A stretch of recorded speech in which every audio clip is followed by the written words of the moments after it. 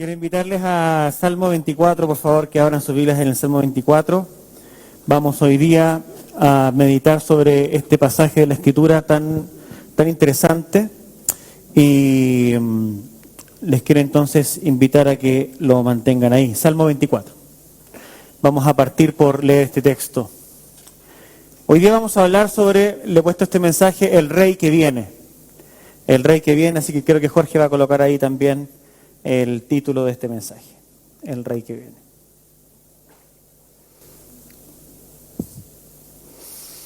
¿Lo tienen por ahí? ¿Sí? Salmo 24. Vamos entonces a leer. Voy a pedirle a algún hermano diácono que me preste un vaso de agua para terminar el mensaje con voz. Dice el Salmo de esta forma: del Señor es la tierra y todo lo que hay en ella. Vamos a hacer lo siguiente, les voy a pedir ayuda y les voy a pedir que ustedes lean también, vamos a leer un versículo yo y uno ustedes para que cobremos energía. ¿Ya? ¿Sí? Ya, entonces voy a continuar y voy a seguir entonces. Dice, ¿quién subirá al monte del Señor y quién podrá estar en su lugar santo?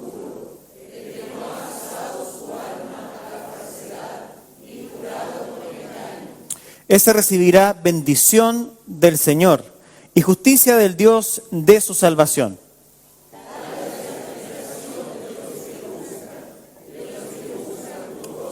Gracias. Alcen, oh puertas, sus cabezas. Álcense puertas eternas, para que entre el Rey de la Gloria.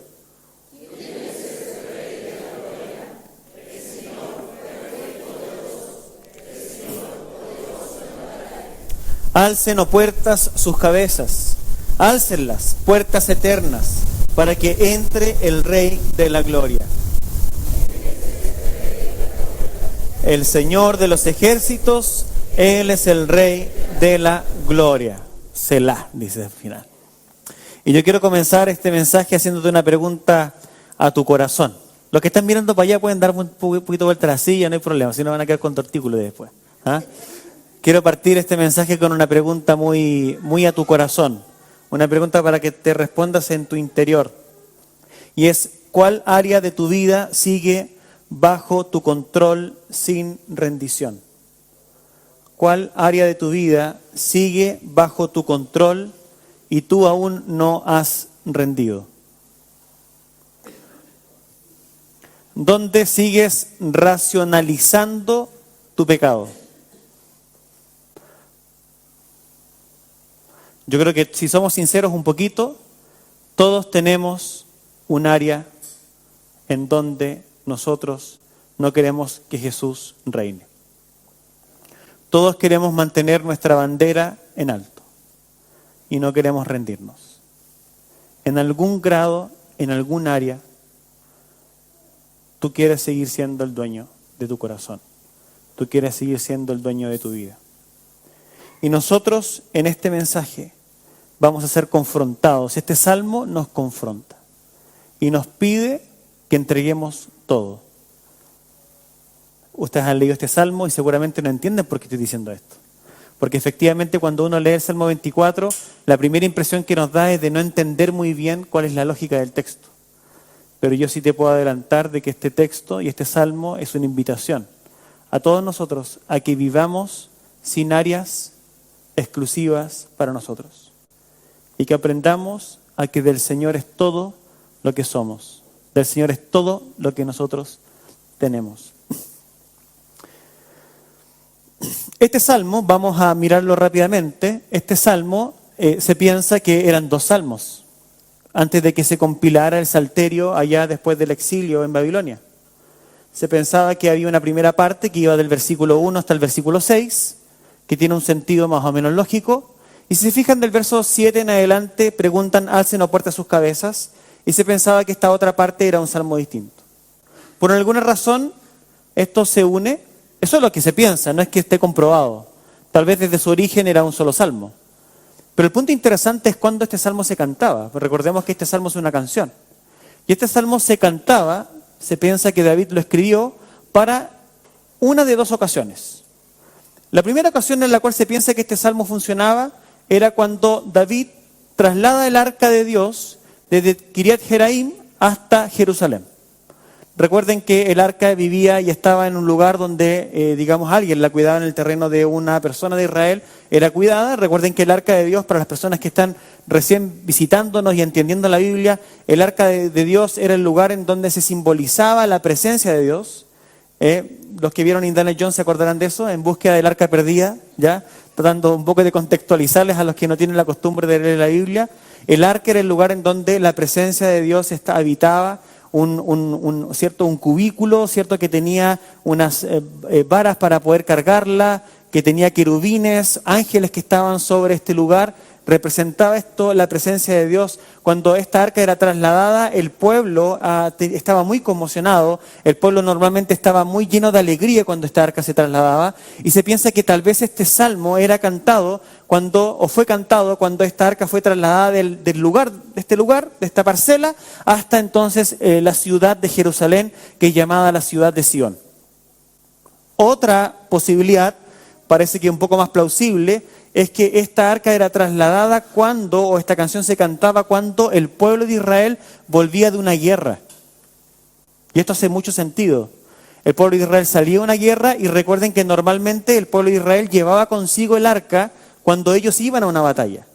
Entonces cuando venían de vuelta de la batalla y vienen de vuelta victoriosos, les fue bien en la guerra, entonces este salmo se cantaba. Se cantaba, ¿por qué? Porque la presencia de Dios que está en el arca, está retratada en el arca, está volviendo a Sion, está volviendo a Jerusalén. Entonces esta segunda parte del salmo, álcense puertas.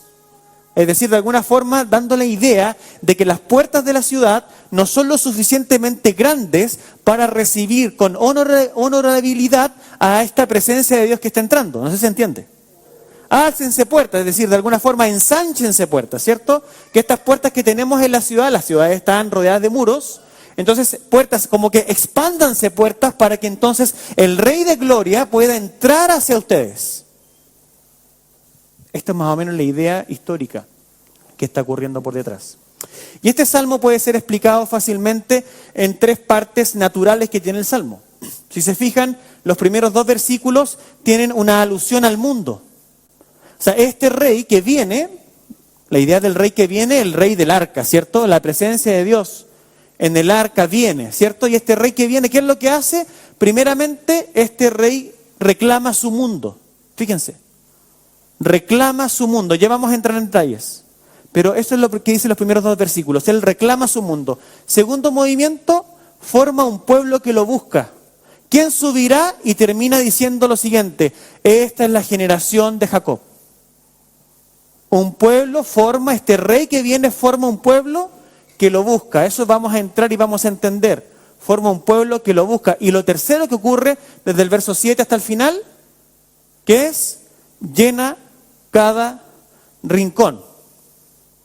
Vamos a ir avanzando de a poco, porque sé que la primera lectura de este salmo no permite que uno entienda tan bien, tan cabalmente todo esto. Pero lo que va a terminar diciendo acá este salmo es que esta presencia de Dios que está viniendo quiere llenar cada rincón de la ciudad. Cada rincón de la ciudad. Vamos por partes, ¿les parece? Amén. Todavía no oro, ¿cierto? Miren que yo entro y vamos a orar, ¿ok? Y vamos a pedirle al Señor que nos dé un corazón humilde para que podamos rendir más nuestra vida a Él en la medida que avanzamos por este salmo y lo vamos entendiendo. Así que les pido que puedan inclinar sus cabezas y orar. Señor, te damos gracias por este tiempo de tranquilidad que tenemos, en donde podemos abrir tu palabra y podemos, Señor, dejarnos pastorear por ella. Señor Jesús, tú que eres el Rey del universo y reclamas ser también el Señor de nuestra vida, queremos pedirte que cada rincón de nuestro ser te pertenezca. Aún esas partes que nosotros peleamos para que tú nos domines. Un acto de orgullo que merece ser reconocido y arrepentido ante ti. En el nombre de Jesús. Amén. Vamos entonces a este salmo. Vamos a este salmo.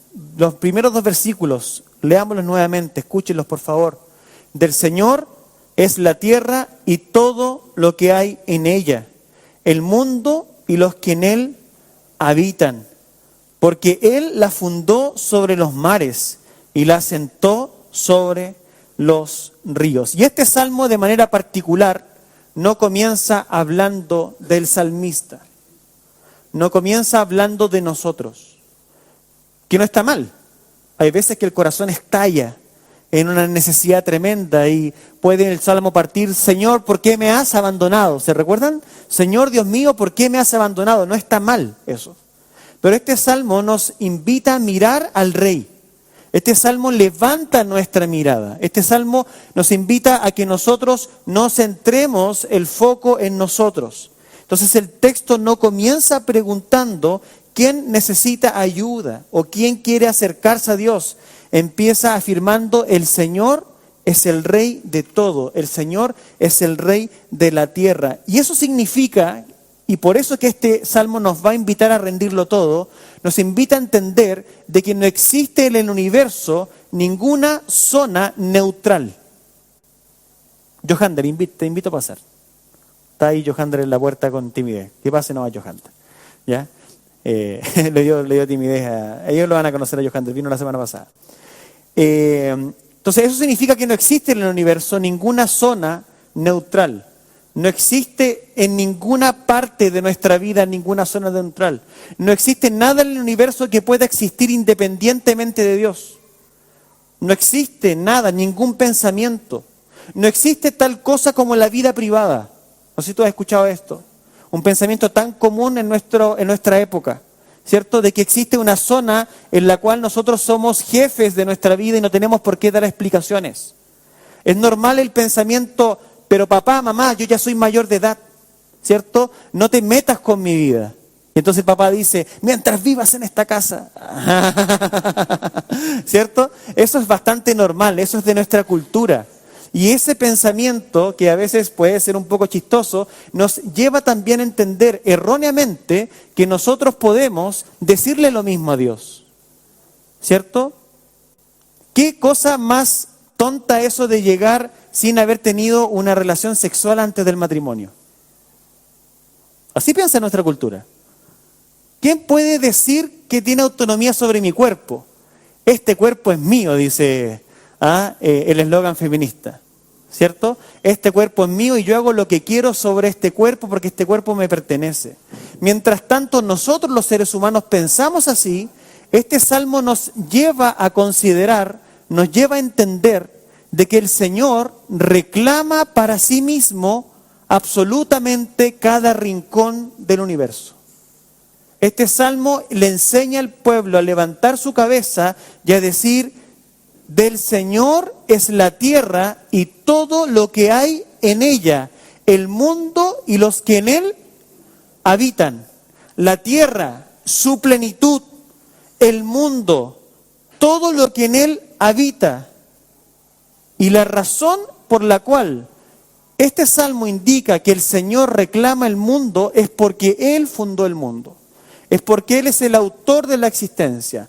Y acá se usa una figura poética que necesitamos entender porque desde nuestro lado occidental de la cultura, 3000 años después de que este salmo se escribió, seguramente no lo entendemos. ¿Por qué? Porque lo que el salmo dice es lo siguiente: porque Él la fundó sobre los mares. Y ahí entonces nuestra mente cientificista occidental no entiende lo que el salmo está diciendo. ¿Cómo es eso de que el Señor fundó la tierra sobre los mares? Como que no se entiende, ¿no? Como que uno empieza como a pensar en lo que sabemos de cómo el mundo pudo venir a la existencia y como que nos calza mucho esa idea de que una tierra sobre los mares, ¿por qué se da ese argumento y por qué se construye de esa forma? Y aquí nosotros necesitamos entender a la cosmovisión judía o del antiguo cercano oriente de hace 3000 años atrás. Antiguamente el pensamiento era el siguiente: el mar era sinónimo de inestabilidad. Las aguas, la multitud de aguas, es un área desconocida. Es una profundidad a la cual nosotros no podemos acceder. Bueno, inclusive hoy hay lugares profundos a los cuales no podemos acceder. Entonces el mar era sinónimo de inestabilidad. Era sinónimo de caos. Entonces lo que está diciendo el salmista y lo que está diciendo este pueblo que está cantando está reconociendo que la estabilidad de nuestro mundo, nosotros que vivimos sobre la tierra, los seres humanos vivimos sobre la tierra seca, no vivimos allá en la Atlántida, ¿cierto? Vivimos acá. Entonces como personas que vivimos acá, el antiguo pensaba de la siguiente forma, reconocía, sin conocer todo lo que el mundo era, reconocía que la cantidad de agua que había sobre el planeta era mayor que la cantidad de tierra que habitábamos. Entonces lo que pensaba el antiguo era lo siguiente, para que nosotros vivamos en esta tierra firme, hay un Dios que está de alguna forma poniéndole una frontera al mar para que el mar no entre. Claro, ellos no entendían todavía el ejercicio que tiene la luna sobre las mareas ni nada de eso. Tal vez no con tanto detalle como hoy, pero ellos sí entendían entonces que era el Señor de alguna forma quien permitía la vida en este planeta. Entonces lo que están diciendo es lo siguiente, como nosotros reconocemos que hay un diseño, como nosotros reconocemos que hay un creador de todas las cosas, nosotros podemos reconocer también que nuestra vida sobre esta tierra, nuestra vida sobre este planeta, es fruto también de la bondad de este Dios que nos permite hacer vida en este planeta. Entonces este salmo, ¿cómo comienza? Comienza llamando nuestra atención y diciéndonos lo siguiente, deja de verte como el sujeto principal de la historia y de tu vida, tú no lo eres. Es un remesón, es un llamado de atención. El Salmo nos quiere llevar a rendirlo todo, pero para poder llevarnos allá a rendirlo todo, nos hace entender lo siguiente, tú no vives en un mundo que te pertenece. Tu vida no te pertenece. Los caminos tuyos por los cuales tú transitas de tu vida no te pertenecen. Porque de Jehová, del Señor, es toda la tierra, toda su plenitud. Y todos los que habitan en esta tierra, por tanto, todo lo que nosotros hacemos en nuestra vida le pertenece al Señor y el Señor reclama que le pertenece y reclama que nosotros se lo rindamos.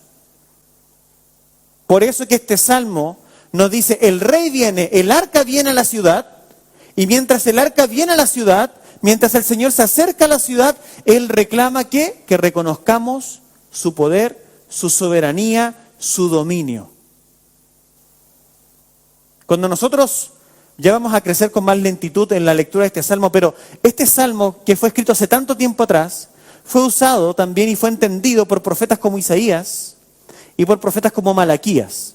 No lo citan textualmente, pero toman de allí esta idea de la necesidad de rendir todo, y ellos como que transforman esta idea que está al final del salmo en donde las puertas son llamadas a que se ensanchen, y ellos lo transforman esto en una figura de que todo valle venga hacia arriba y toda colina se aplane. ¿Por qué? Porque pronto viene el Rey de Gloria, dicen estos profetas. Eso es lo que trabajan los profetas después de David. David, recuerden que escribe antes del exilio de Israel a Babilonia, y entonces Isaías escribe desde el exilio como diciendo lo siguiente, viene un segundo éxodo, un éxodo en donde este pueblo va a ser rescatado de Babilonia, y entonces para que el rey venga de nuevo a Jerusalén, nuestro orgullo debe bajar, y nosotros debemos tranquilizar nuestro corazón. Así lo usa Isaías. Y Malaquías también, Malaquías ya cerca del año 450 a.C., también dice lo siguiente, viene un tiempo en donde el rey vendrá, este salmo asume ya un carácter mesiánico, se entiende de este salmo entonces de que este rey no es David, porque aquí en este salmo lo dice explícitamente, ¿quién es este rey de gloria? No, David no está hablando de él, David incluso termina afirmando, este rey de gloria en el último versículo es el Señor de los ejércitos. Entonces, ¿quién es este Señor de los ejércitos? ¿Quién es este Jehová? Entonces va a tomar una forma humana que es Jesucristo, y cuando Juan el Bautista aparece en escena, él también le dice al pueblo de Israel que tienen que bajar su orgullo y tienen que rendirse ante este rey que viene, que ahí viene, dice, viene a mí, él viene, él es el del cual yo hablaba, no soy yo mismo, y ante este rey, ¿qué debemos hacer? Bautizarnos y debemos arrepentirnos de nuestros pecados. Entonces, a la venida del rey, cuando este rey se acerca, este acercamiento debiese producir en todos los habitantes de esta tierra que le pertenecemos a él, ¿qué cosa? Humillarnos, bajar nuestra cabeza. Eso es lo que el Salmo está construyendo. Y este Salmo no era solamente para el pueblo de Israel de antiguamente. Este Salmo es para todos aquellos, ya lo veremos en el movimiento 2, pero es para todos aquellos que están bajo este rey en el nombre de Jesús. Pues que cuando nosotros vemos que Jesús asciende al cielo, Él promete que va a volver. Entonces este salmo, ¿qué nos invita a nosotros que somos cristianos hoy día? A tener una perspectiva de futuro. O sea, a entender que el Rey viene. Y ante la venida inminente del Rey, porque todo ojo lo verá, ¿qué es lo que se nos requiere a todos nuestros corazones? Humíllate. Rinde tu vida, porque el tiempo está cerca. El Rey viene. El Rey viene. Y ante la venida del Rey, nosotros reconocemos como su iglesia que todo le pertenece. Que todo le pertenece. Sigamos con el Salmo porque es muy interesante. Vamos al movimiento número 2. Dice el Salmo, el texto, que Él está formando un pueblo que lo busca. Porque fíjense el cambio espacio-temporal que tiene el Salmo. Por una parte, un Dios que es dueño de todo. Y de repente la pregunta, ¿quién subirá al monte del Señor? Bueno, esta expresión ya es fácil de entender. ¿Por qué? Porque con el contexto que yo les he dado, es fácil de entender por qué. Porque Jerusalén estaba situada sobre un monte, ¿cierto?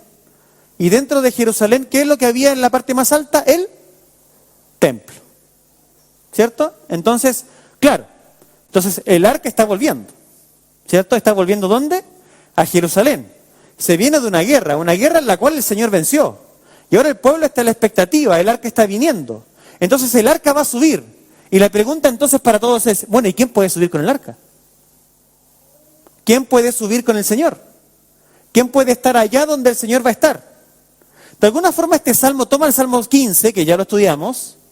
El Salmo 15 va a hablar de esta idea también de habitar con el Señor. Si se recuerdan cuando lo expusimos este salmo toma partes de ese otro salmo y lo construye ya en una narrativa un poco más amplia, que es la que estamos contando ahora. ¿Quién subirá al monte del Señor? ¿Quién podrá estar en su lugar santo? Y la respuesta es el de manos limpias. Fíjense las características que se dan porque son importantes, ¿ya? Primero, el de manos limpias. Segundo, el de corazón puro, ¿cierto? Después, ¿qué dice el texto? El que no ha alzado su alma a la falsedad. Entonces tenemos, vamos enumerando, manos, corazón, alma. Y cuarto, el que no ha jurado con engaño, la lengua. El que no ha jurado con engaño, el que habla verdad. Son 4 características que se dan.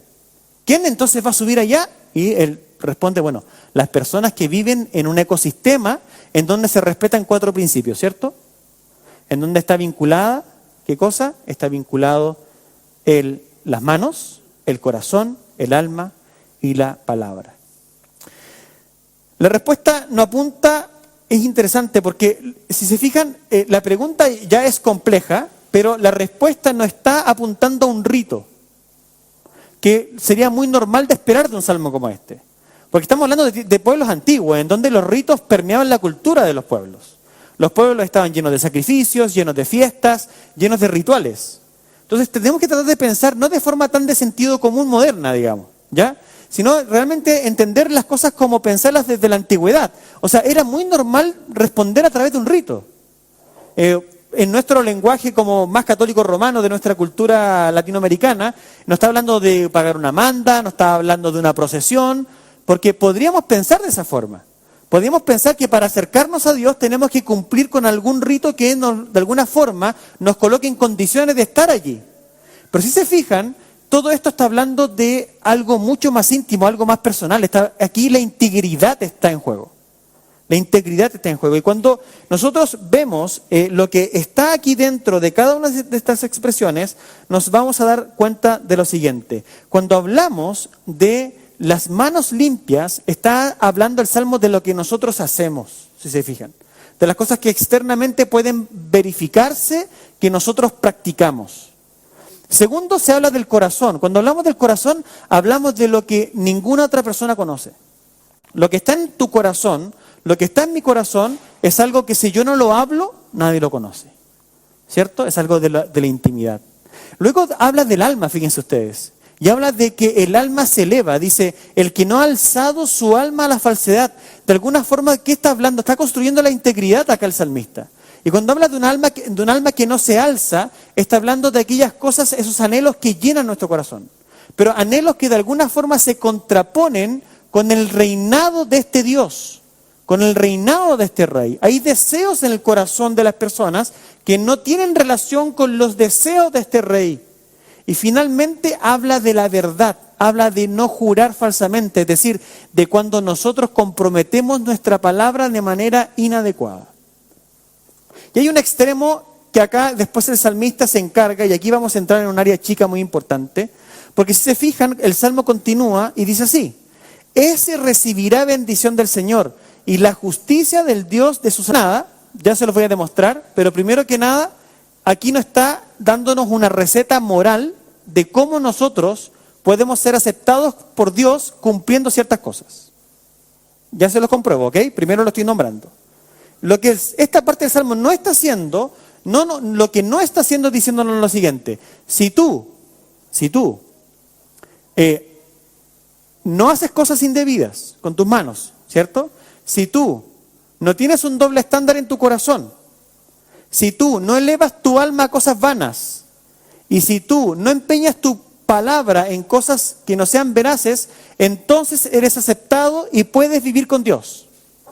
Ustedes me dirán de inmediato si están leyendo bien, pero pastor, es lo que dice el Salmo claramente. Yo te respondo hasta por ahí nomás. ¿Ya? ¿Por qué? Porque la última parte del Salmo es la que nos enseña la tensión que se esconde en esta cláusula.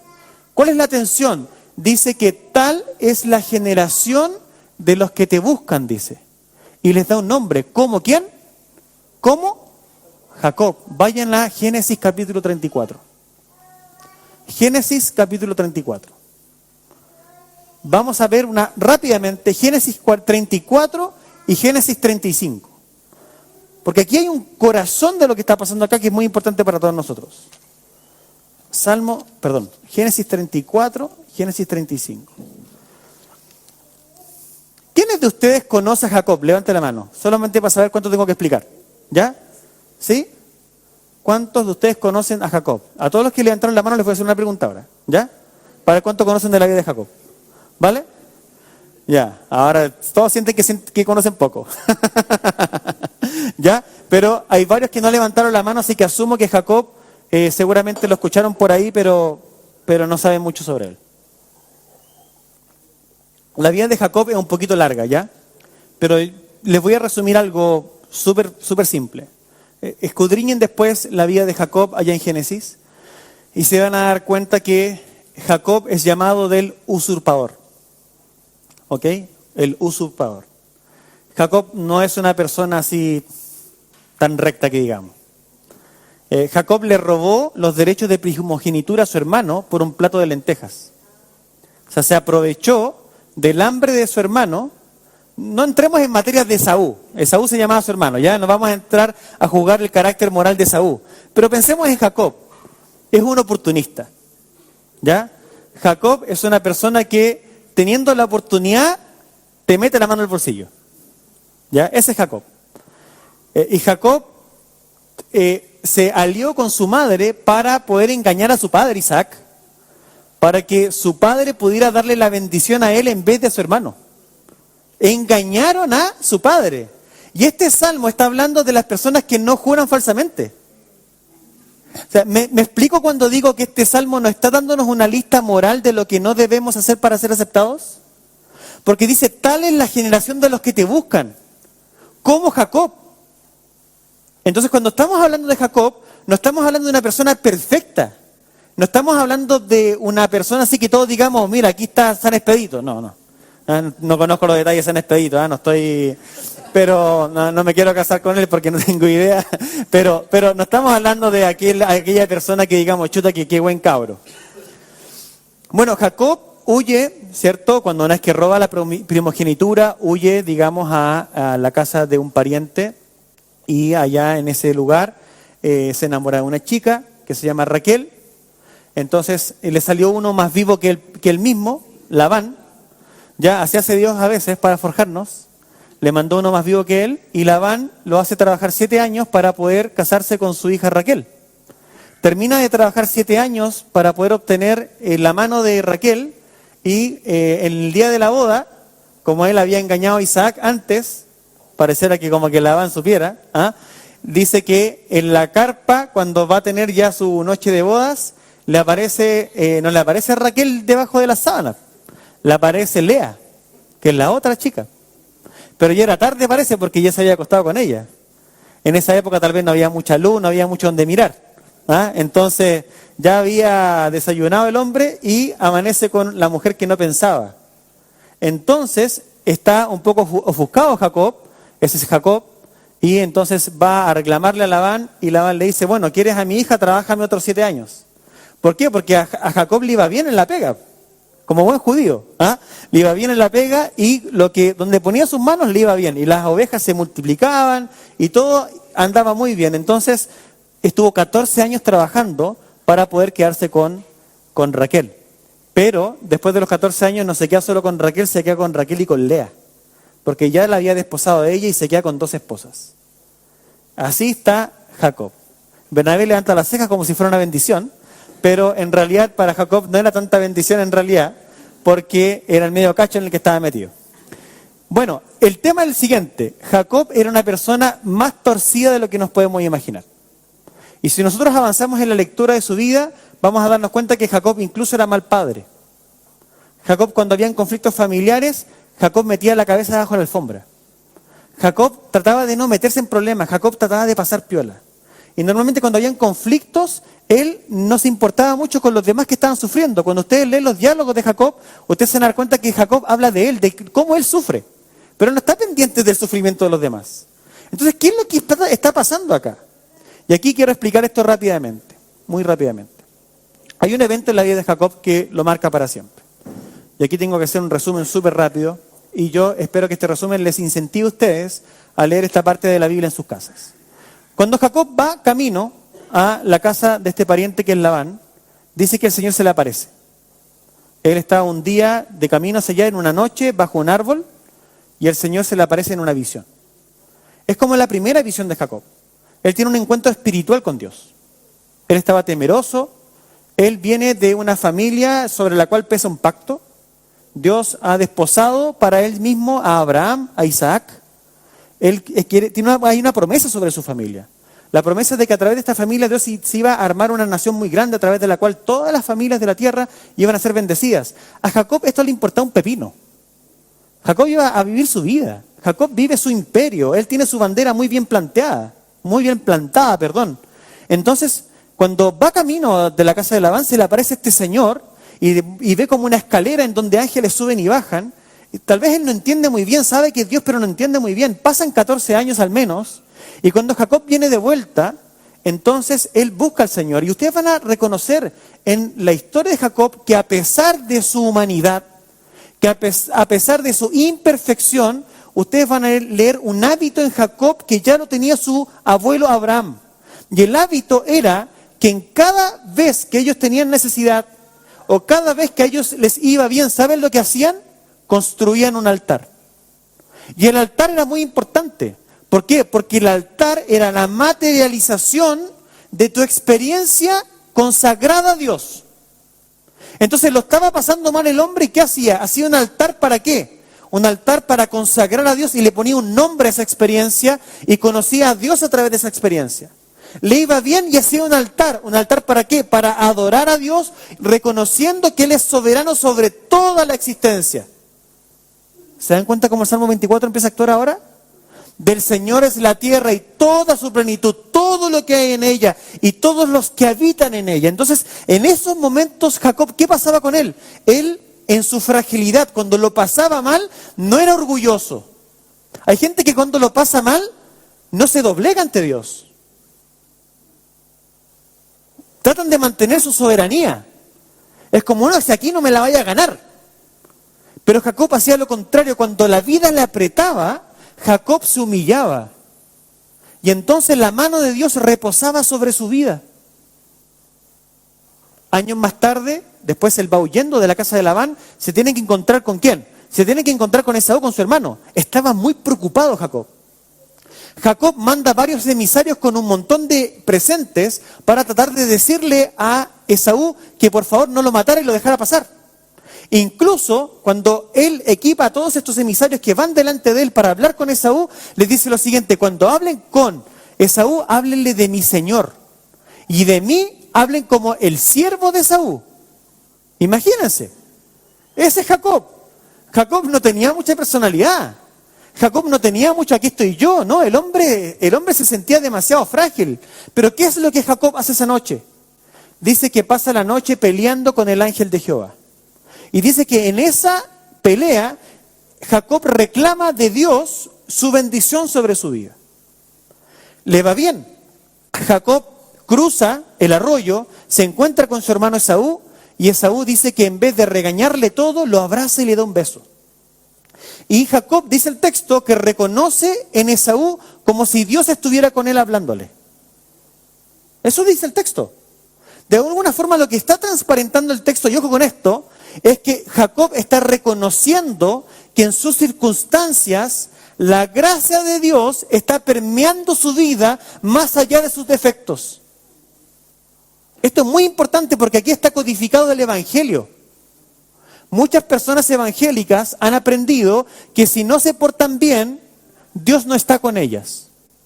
¿Cuál es el problema de esto? Son varios, pero hay uno que es muy importante. Cuando a las personas que se portan bien les va mal, se enojan con Dios. Porque piensan que Dios les debe algo. No sé si tú has visto eso. Piensan que Dios les debe algo. Señor, yo me he guardado para ti, yo me he purificado, yo he predicado tu palabra, Señor, yo he hecho esto, he ido para allá, he ido para acá, y mira, Señor, tengo necesidad. Esto no es un buen negocio. Estamos malentendiendo de qué se trata la vida con Dios.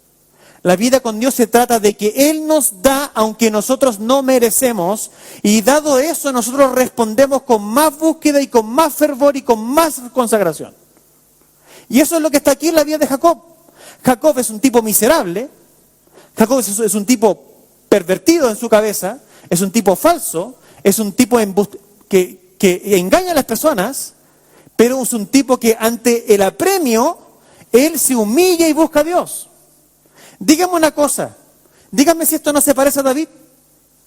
David, un hombre adúltero, un hombre asesino, un hombre que también hizo muchas cosas malas, que es tratado de sanguinario por algunas partes de su pueblo. Un hombre realmente que si nosotros fuéramos así como en estricto rigor, no es un Mandela.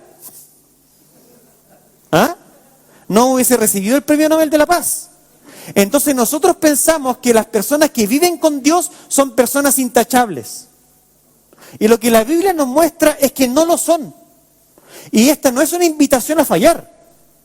Esta no es una invitación entonces seamos imperfectos porque en Dios cabe de todo. No, porque el Salmo lo deja claro. ¿Quién subirá? Subirá el que no ha prestado sus manos para hacer las cosas incorrectas, el de corazón puro, el que no ha elevado su alma a cosas que son falsas, y el que no ha empeñado su palabra en jurar también falsamente. O sea, el Salmo está generando un patrón que es está acá arriba. Pero al mismo tiempo está diciendo lo siguiente: los que llegan allá son los que buscan a Dios sin arrogancia. Son los que son capaces de poner su corazón delante del altar. Son los que, como Jacob, aunque eran imperfectos, buscan insaciablemente. Y esa es la marca de la iglesia. Esa es la marca de las personas que eran el pueblo de Dios desde siempre. Esas son las personas. Entonces tal vez tú hoy día luchas con muchas cosas. Tal vez tú hoy día vienes acá con una vida imperfecta. Tal vez tú vienes aquí con deseos imperfectos. Tal vez tú estás en una relación imperfecta hoy día, tal vez compartiendo tu vida y tu cama con quien no corresponde. Y tú te preguntas y dices, ¿puedo yo estar delante de Dios? Y la respuesta de la Biblia es clara: debes arrepentirte, pero si tú buscas al Señor de todo tu corazón, el Señor te dará su espíritu para triunfar. Eso es lo que está detrás del Salmo. El Salmo nos invita a levantar la mirada al Señor, a no esconder ningún área de nuestra vida, a consagrarle todo a Él, porque esta clase de adoradores el Señor está buscando, la generación de Jacob. Este es un mensaje que es tormentoso para los religiosos. Un fariseo cualquiera no lo soporta. Un escriba cualquiera por ahí no lo soporta. Un evangélico por ahí no lo soporta. Un católico por ahí tampoco lo soporta. Y te digo más, ni los budistas lo soportan esto. ¿Por qué? Porque esto es tremendamente triturador. Es triturador. ¿Por qué? Porque te está diciendo lo siguiente. El Señor conoce tu lucha. Y el Señor no te deja solo. Y cuando tú entiendes eso, tú no dejas de buscar. Bueno, yo le había dicho que abriera la Biblia en Génesis 34 y 35 y todavía ni lo explico. ¿Ya? Pero lo pueden leer en su casa. ¿Ok? En Génesis 34 ustedes se van a dar cuenta de que está relatada una situación en donde una de las hijas de Jacob es violada por un hombre. ¿Ok? Es violada por un hombre y los hermanos de esta muchacha están muy enojados con lo que está ocurriendo. Entonces, lo que hacen es lo siguiente, les cuento rápido, spoiler. Este es un pueblo, digamos, distinto de raza de ellos. Este muchacho que viola a Dina se llamaba la niña, ya la hermana de estos chicos. El chico que viola a Dina era un príncipe del pueblo y dice que queda como apasionado por ella. Así que después de eso quiere comprar la dote para poder casarse con esta muchacha. Entonces Jacob se queda calladito. Ahí está Jacob. Y los hermanos de Jacob intentan meterse en esto y convencen a este chico con el papá de él, que era el rey del pueblo, a que si se circuncidaban, los iban a aceptar como pueblo de ellos y entonces podían compartir tanto sus bienes como sus mujeres. Así que parecía un buen negocio para ellos, así que lo que hicieron fue decirle a todo el pueblo que se circuncidaran, así que se pusieron en la puerta de la ciudad al día siguiente a circuncidar a todos los que entraban al pueblo. Así que todos se circuncidaron con la esperanza de que iban a tomarle las ovejas a Jacob, porque Jacob era rico, Jacob tenía mucho ganado. Entonces, con este interés comercial, dicen, perfecto, circuncidemos a todo el que va, y después nos hacemos de las ovejas de este chico, y las mujeres también parece que no eran feas, así que ahí nos mezclamos. ¿Ya? Eso es lo que deja de entrever el texto. ¿Y qué pasa al tercer día? Cuando están con más dolor los hombres, porque están circuncidados, ya les cortaron una partecita ahí, están muy complicados, ¿ok? Están todos muy complicados. ¿Qué es lo que hacen? Dos de los hermanos de Dina pescan espadas y los matan a todos. Matan al rey, matan al príncipe y matan a todos los hombres. Y saquean la ciudad y se apoderan de todo. Y Jacob, miren Jacob, vamos aquí a esta parte, miren, capítulo 35. Vamos al verso 30 del capítulo 34, miren qué interesante, aquí está el perfil de Jacob, ¿ya? El verso 30 dice, entonces Jacob dijo a Simeón y a Leví, los dos hermanos que habían matado a todo el mundo, ¿ya? Les dice, ustedes me han traído dificultades. ¿Se dan cuenta, no? Ustedes me han traído dificultades, haciéndome odioso entre los habitantes del país, entre los cananeos y los fereceos. O sea, el argumento de Jacob no es como, oye, qué indigno lo que acaban de hacer, qué traicioneros son ustedes. ¿Cómo se les ocurre? No, aquí me están haciendo mal a mí. Como mis hombres son pocos, ellos se juntarán contra mí y me atacarán y seré destruido yo y mi casa. Estaba preocupado por su integridad el hombre. Pero lo curioso de la gracia es esto, capítulo 35. Entonces Dios dijo a Jacob, y eso es lo grandioso de la iglesia. Lo grandioso de la iglesia no es que nosotros seamos perfectos, es que Dios nos sigue hablando aun cuando estamos dejando la embarrada. Aun cuando estamos dejando la embarrada, Dios sigue ahí. Dios permanece fiel aunque nosotros somos infieles. Esa es la corona del Evangelio, es este Dios fiel. Entonces dijo Dios a Jacob, levántate, sube a Betel y habita allí, haz allí un altar a Dios, que se te apareció cuando huías de tu hermano Esaú. Y Jacob dijo a los de su casa y a todos los que estaban con él, quiten los dioses extranjeros que hay entre ustedes, purifíquense y cámbiense los vestidos. Levantémonos y subamos a Betel, y allí haré un altar a Dios, quien me respondió en el día de mi angustia, y que ha estado conmigo en el camino por donde he andado. Esta es la generación de la cual está hablando el Salmo 24. La generación de quién? De los que le buscan. Los que lo buscan, de los que buscan tu rostro, como Jacob. ¿Me estoy explicando? Entonces, lamento tus errores, lamento tus pecados, lamento tu idolatría porque te está haciendo mal. La lamento. Tú has visto como una ganancia en ser desobediente. Tú has visto en tu vida ser como una ganancia vivir tu vida. Eso te está rompiendo por dentro. Tienes que parar. Ahora, no obstante, Dios te extiende su mano. ¿Y qué es lo que pide de vuelta? Un corazón humilde. Un corazón que se deshace de los ídolos. Un corazón que se cambia, una persona que se cambia de ropa. Una persona que se viste de Cristo. Una persona que dice, Señor, tu rostro voy a buscar. Ese es el corazón.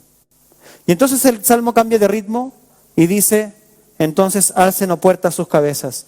Y con esto nos está diciendo lo siguiente, que Dios, el Rey que viene, quiere llenar cada rincón. ¿Por qué llenar cada rincón? Porque esta expresión, que es como antifonal, alcen, oh puertas, sus cabezas, álcense puertas eternas, para que entre el Rey de la gloria. Y responde el pueblo, ¿quién es este Rey de la gloria? El Señor fuerte y poderoso, el Señor poderoso en batalla. Alcen, oh puertas, sus cabezas, alcen las puertas eternas, para que entre el Rey de la gloria. ¿Quién es este Rey de la gloria? El Señor de los ejércitos. Él es el Rey de gloria. Y acá está el clímax del Salmo. Y en el clímax del Salmo no está el esfuerzo humano. En el clímax de este Salmo están los honores, están los tributos o los atributos de este Rey de la gloria. De este Rey que viene y quiere llenarlo todo. ¿Y por qué quiere llenarlo todo? Porque la gloria de este Rey lo hace de un tamaño tan grande que las puertas de la ciudad no son capaces de contenerlo.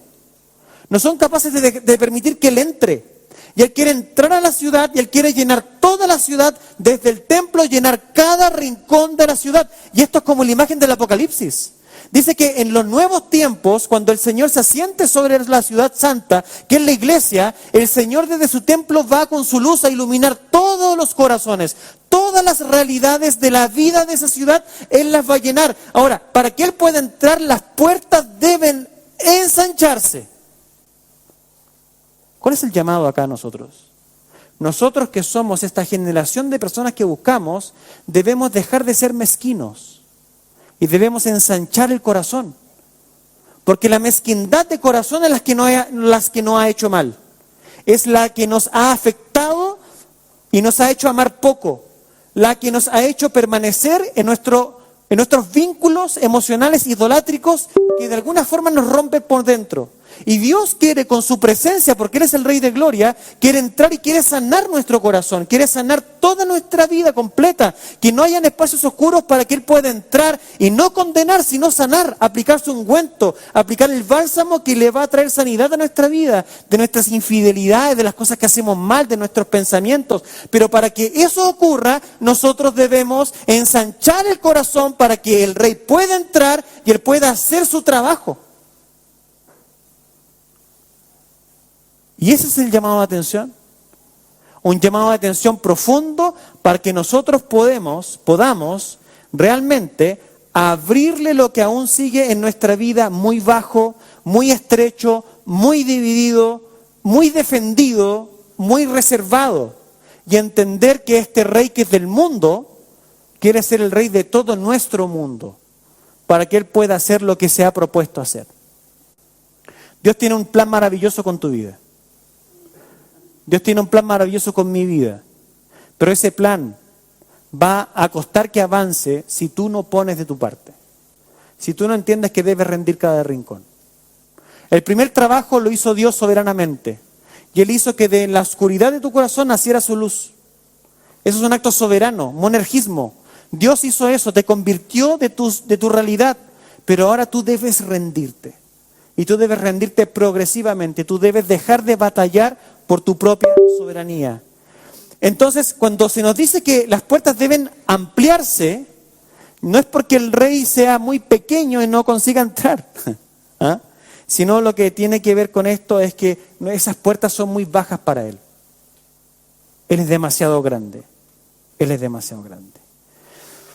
El arca entraba en Jerusalén, esta señal como de grandiosidad. Y ahora Cristo quiere entrar en nuestra vida. Porque les voy a contar algo que ustedes saben, pero obviamente lo hago para que nos cale el corazón. Dios ya no habita en templos. Dios ya no habita en Jerusalén. Lo siento. Dios no habita en esa ciudad que está allá en Medio Oriente. Dios ya no habita en lo que queda de ese muro que lo construyó y ni siquiera era un muro, templo, era un muro del templo. Era un muro que protegía el templo levantado por Herodes. Dios no habita allá. Su pueblo no es un pueblo de sangre. Su pueblo no son los judíos. Su pueblo no es Israel. Netanyahu no tiene nada que ver con Dios. El pueblo de Dios son aquellos los que se han arrepentido de sus pecados. Todos aquellos que han lavado sus vestiduras en la sangre del Cordero. Este es el lenguaje de la palabra. Jehová viene, se decía antiguamente. Jehová vino en la persona de su Hijo. Y Él viene nuevamente entre las nubes. Y se nos exige a nosotros, dada esta realidad, que nosotros podamos santificarnos. Miren lo que dice Primera de Pedro, por favor. Y con esto ya voy terminando. En Primera de Pedro se nos dice así en el verso 13 del capítulo 1. Por tanto, preparen su entendimiento para la acción. Sean sobrios en espíritu. Pongan su esperanza completamente en la gracia que se les traerá, en la revelación de Jesucristo. Como hijos obedientes, no se conformen a los deseos que antes tenían en su ignorancia, sino que, así como aquel que los llamó es santo, así también sean ustedes santos en toda su manera de vivir. Porque escrito está, sean santos, porque yo soy santo. Y si invocan como Padre a aquel que imparcialmente juzga según la obra de cada uno, condúzcanse con temor durante el tiempo de su peregrinación. ¿Por qué? Una vez más, porque Dios ya no habita en cuatro paredes, nunca lo hizo. Él simbólicamente dejaba ver su presencia en ese lugar porque Él estaba preparando algo más grande. Pero el Señor habita en nuestros corazones. Y cuando nosotros nos juntamos hoy acá o en cualquier parte, el Señor está presente. El Señor no habita en el templo al lado, en el lugar del lado por si acaso. No está ya esperando que volvamos. El Señor está en ti. Está dentro de todos aquellos que le buscan en espíritu y en verdad. El Señor está con nosotros aquí. El Señor está cuando nos vamos a nuestras casas. El Señor ve lo que vemos en los celulares. El Señor ve lo que vemos en Netflix. El Señor ve lo que pensamos. El Señor conoce nuestro corazón. Él conoce nuestro levantarnos y nuestro acostarnos. No hay un lugar muy alto en el cual Él no esté. Si bajara a las profundidades, allí estás tú. Ese es el Señor. Y ese Señor reclama toda nuestra existencia a sus pies. Y ante eso, ¿qué se nos pide? Que nosotros respondamos ante la pregunta, ¿quién es este Rey de Gloria? Y nosotros respondamos en nuestro corazón, el Señor de los ejércitos. Él es el Rey de Gloria. Que este Rey de Gloria llene tu vida y te pueda transformar en lo más profundo para que tú puedas vivir una vida mejor en su presencia. Vamos a orar. Señor, tú eres el Rey que viene. Y ante eso queremos decirte, Señor, tuyo es el mundo. Tuya es la tierra, tuya es la plenitud de los seres vivos, tuya es la plenitud de todo lo que habita sobre esta tierra y el universo. Por eso nos unimos y decimos que todo lo que respira debe alabar al Señor. Todo, Señor. Y nuestro ser quiere alabar tu nombre. Y queremos, Señor, darte gracias. Darte gracias porque eres bueno. Darte gracias porque tu gracia nos persiste y nos rompe. Somos imperfectos, estamos tan llenos de tantas cosas que hacemos mal. Y tú, oh Dios, vienes a nuestro encuentro y nos dices, construye un altar, hónrame. Y la respuesta que esperas de nosotros es que tomemos nuestros ídolos y los abandonemos. Y que dejando nuestras ropas antiguas, nos revistamos del nuevo hombre, creado en Cristo Jesús para buenas obras. Señor, queremos que la puerta de nuestro corazón se ensanche. Y para que tú entres, oh Dios, y tú lo llenes todo. En el nombre de Jesús. Amén.